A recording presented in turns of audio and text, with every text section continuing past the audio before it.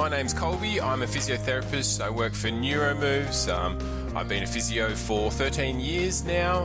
I specialise in neurological rehabilitation, but I also have a second specialty in aged care and falls prevention. So they're kind of my two areas of interest and expertise throughout my career. I've really stuck to those as my main items of interest. And just before we begin on what we're going to talk about today, can you just go into a little bit of detail about neurological conditions? So when we're talking about neurological disorders, it's anything to do with the brain or spinal cord. And there are so many different conditions and so many conditions that we're still sort of discovering.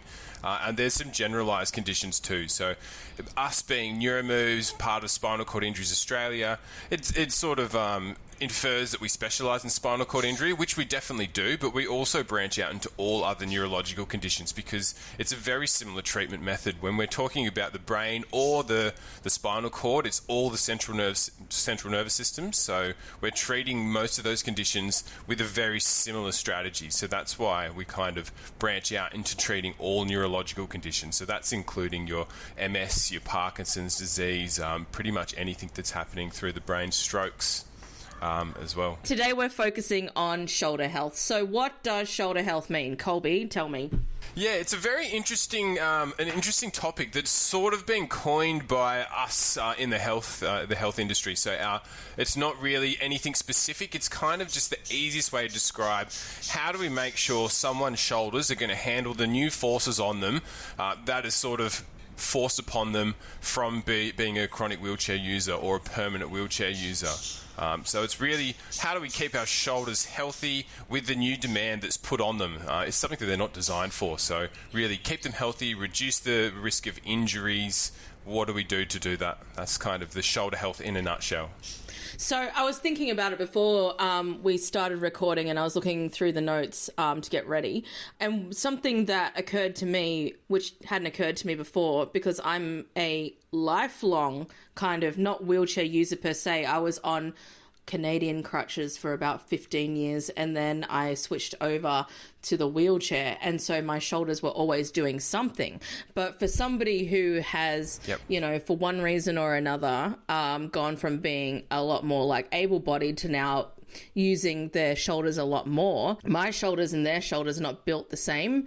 And so I guess there's a whole other level when it comes to shoulder health, because you're coming from an area that your shoulders had never taken on this much impact, never taken on this much work, and now it's doing all of it plus more. Yeah, definitely. And I think that the other thing is the amount of it's just vital for your shoulders to be able to do that work for someone's independence. If you lose the function in your shoulders, how many daily tasks are you then inhibited in? So it's such an important thing, and I think it's really, really important to think of how your shoulders are designed. They're not designed to bear weight. That's not their design at all. They're not designed to do that, and that's what they're forced to do to keep someone's independence. So it's really interesting to think of that design factor and then what they are forced to do. How do we make that a smooth transition, or as smooth as it can be? Okay, so take us through the function of a shoulder joint and the things that we need to start considering. Yeah, definitely. Look, I always like to think of a stable versus a less stable joint. So the easiest joint to think of is something like your elbow or your knee. It's a hinge joint. It goes two directions, pretty simple. That's a very stable joint. Think of a door. A door is pretty hard to knock down. Unless you're Superman. But basically, really, really stable joint. Then you've got your ball and socket joint. So that's what your shoulder and your hip are. So basically a ball that fits into a socket and it moves around. So you're kind of sacrificing that stability for mobility. And I think that's something that's really important to think of. Now, we always think of the hip. The hip is a very, very stable joint. You've got a big, bony sort of gap or groove that your ball is going to sit in because it's a weight-bearing joint. Now, the difference with the shoulder is you've still got the ball from your arm, but you no longer have that sort of gap, that bony gap. It's a flat pad that it sort of sits on the bone, a tiny little in-groove for it to sit in there. So the ball and socket is actually a general flat socket and a ball, and then it's held together with soft tissue. So that's sort of where you get all of the amazing movements that your shoulders are getting. So your hips will not move as much as the shoulder, but you lose that stability. And I think that's something that's really important to think of when you then are using it to bear weight with your transfers, lifting your body, moving yourself around, pushing a wheelchair, especially going up hills. You're now trying to go, all right, what's actually keeping that stability?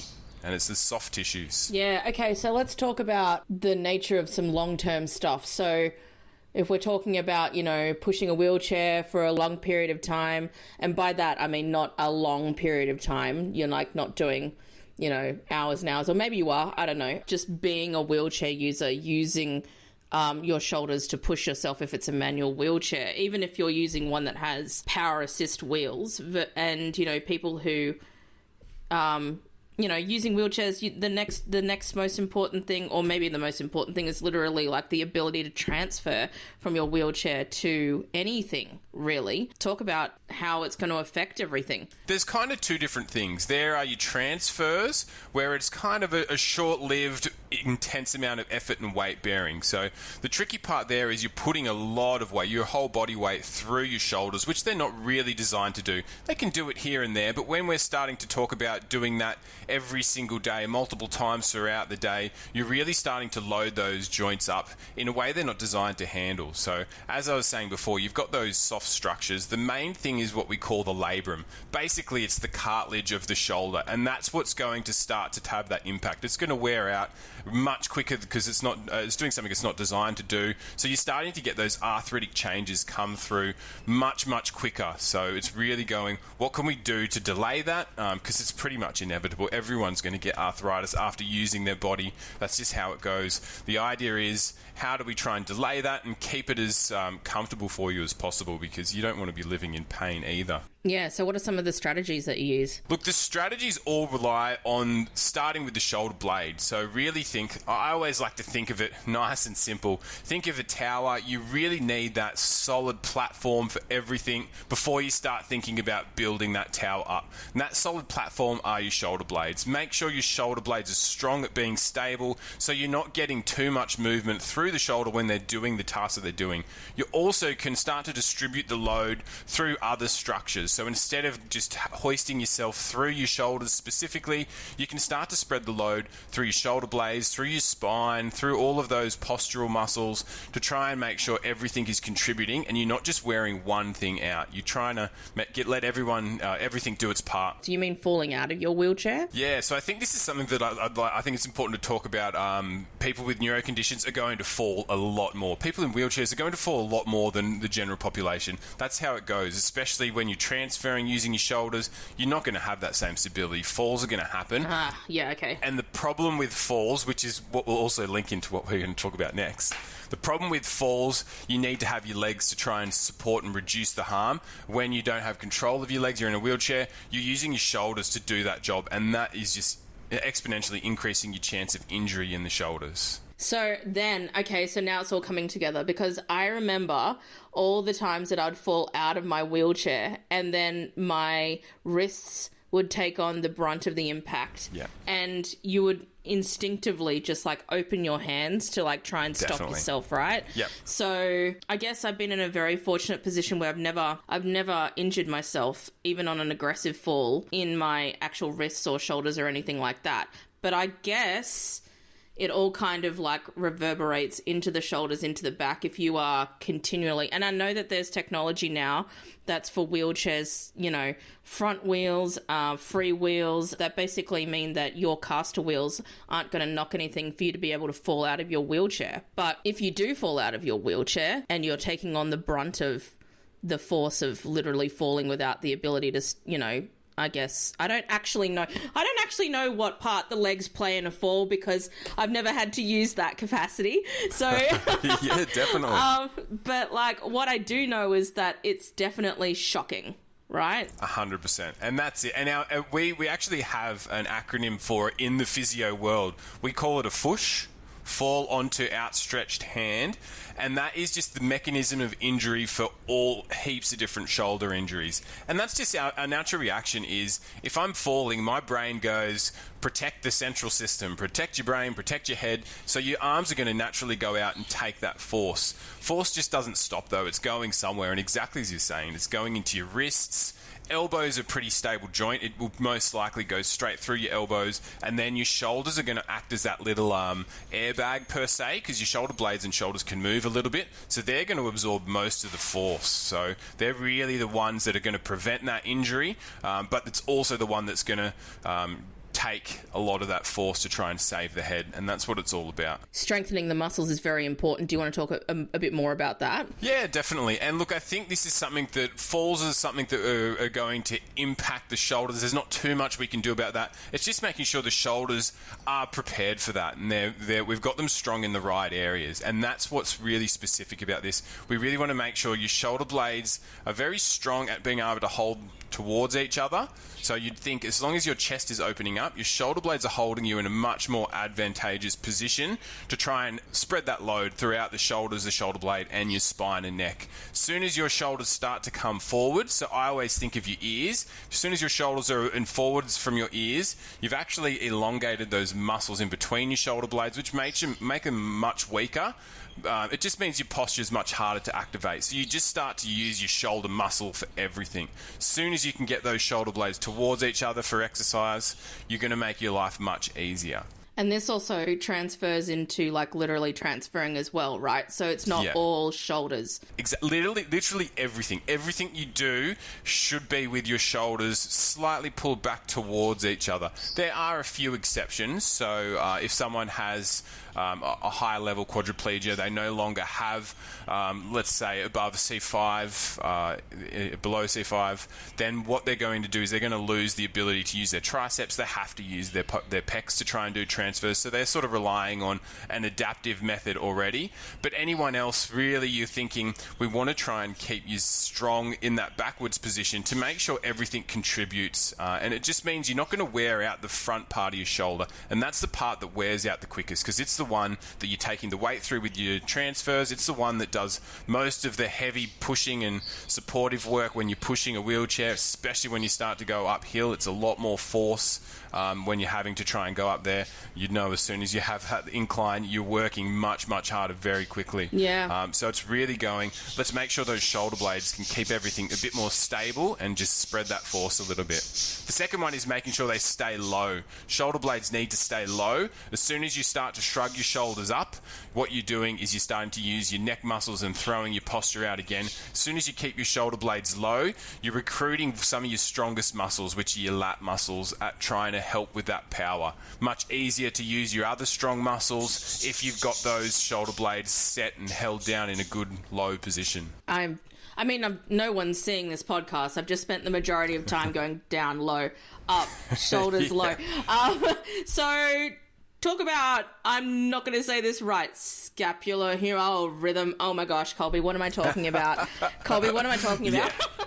This one does not flow off the tongue at all. Scapulohumeral rhythm. Basically, it's trying to make sure that we coordinate our shoulder blades with our shoulder muscles. So it's one thing to say, let's strengthen our shoulder blades. Then you think, let's just strengthen our shoulder and our arm muscles. You're thinking something like bicep curls. That's easy enough. You follow a simple recipe. Where it gets trickier is to try and coordinate the two together. So as I was saying, really important to spread that load. Now, how do we make sure that we can spread that load and get both of those groups of muscles working as a team? And that's where it gets pretty tricky. So this is where your exercise regime is going to start looking a lot more, a lot different to what your regular gyms are going to do. So you start to do all these different random movements. The main thing is we want to make sure in the background your shoulder blades are holding a stable position without you having to think about it whenever you do something with your arms. So we're trying to make sure your shoulder blades are active, keeping everything in a stable position. Your arms can go about their daily business, and we want to get that rhythm correct. So it's really thinking, how do we train your brain to activate your posture muscles whenever your arms are doing anything?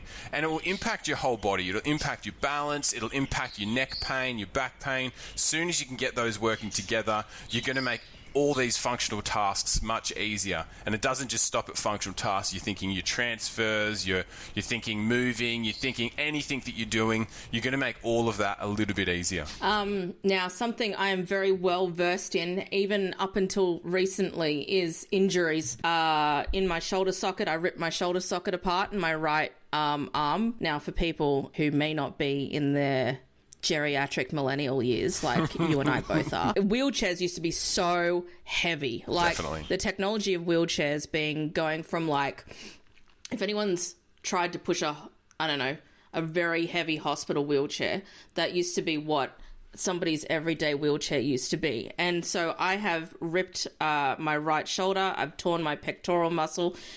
Recently, I gave myself whiplash doing some dance competition, something, and it all affects the shoulders in one way or another. So let's talk about proper rehab after an injury, because injuries are inevitable. Yeah, definitely. And look, I think it's really important to understand the main sort of injuries. Look, I'm always all about prevention. If you can start exercise before you've got an injury, you're going to prevent it more often than not, rather than having to treat something that's come along. And exactly right, when you start to do everything you want to do, you're going to have that risk. There's always that risk of injuring yourself. So I think it's important just to think what exactly are you injuring, because the treatment methods are going to be slightly different. So the number one thing that I hear is that rotator cuff. You get that rotator cuff tear. I hear it a lot with people getting into it out of a car. Basically, it's a little bit awkward. It's a long-distance transfer. Your shoulders are doing a little bit more work. And then exactly as you were saying, you're having to lug this huge wheelchair. There is some amazing tech to try and help with this these days, but a lot of the time you're dismantling a wheelchair from a disadvantageous position. You're lugging it across your body into the car. There's a lot of stress going through your shoulders in different positions. So usually what's happening there is you're going to damage your rotator cuff muscle. As I was saying before, shoulder joint, ball and socket, but the socket is kind of flat. It's being held together with soft tissue. Now, that soft tissue, the main thing holding it together is your rotator cuff. Basically a group of 4 muscles that connect all the way around that ball to try and lock it into that position whenever you're doing anything. If you put too much pressure in one of those directions, you're going to tear a rotator cuff muscle, and it's a very frequent occurrence. If it's not a full-grade tear, it's usually going to heal relatively well, but it's a slow-going thing. Tendons do not have great blood supply. Your rotator cuff are a group of tendons which are attached to muscles. So when you do injure them, it's a slow-going rehab journey, and you're going to lose stability in that one direction. If you've got those 4 muscles, you've still got a bit of stability in that joint, but you're going to lose that stability specifically in that one direction. So it's really important to go, all right, we need to get that stability back as quickly as possible. Without that stability, you're going to start to degenerate that joint really, really quickly in that specific direction. The tough thing is, if you've injured a rotator cuff, it's usually doing something that you need to do for function, so you have to get better at that, because otherwise you're not going to be able to do that same thing the same way you were. So it's really important to start to rehab that appropriately. I think it's important to know exactly what the injury is, and then we can start to treat it. There are a few injuries in the shoulders that are a bit more severe. So I did talk about your labrum before. So it's kind of your cartilage of your shoulder. If you tear that, I like to think of it as a sheet of paper.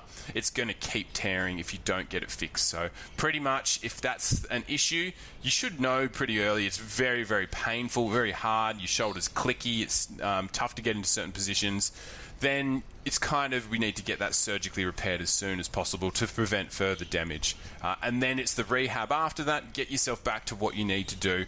And it's all about just pacing and trying to find new ways to do things. And I think that's what's really important. Find a different way to do something for the time being, and then get that shoulder back to where it needs to be. Prevent that chance of re-injury. When somebody injures themselves, and they are wheelchair users, so there is never really going to be a time where they're going to rest their shoulders ever. Is it important for people to have, I guess, a more realistic view of how long the rehabilitation is going to take? I know you talked about it being long-term, but for a wheelchair user or somebody using something where it's very shoulder heavy, the time taken for somebody to be able to rehabilitate is going to be much longer than somebody who's not using their shoulders at all, yeah? Definitely.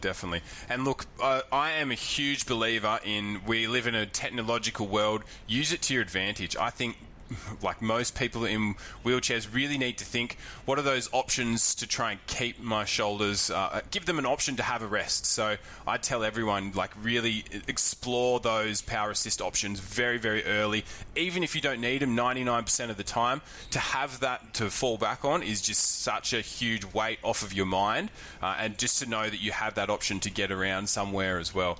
Same with transfers. It's amazing to be able to transfer without anything. Be comfortable with a slide board. Know how to use a slide board. You're going to put a lot less weight through your shoulders if you've got something like that to help with transfers, if you need to fall back on it. If you have all this stuff prepared in advance, then you're going to be able to just give yourself a relative rest.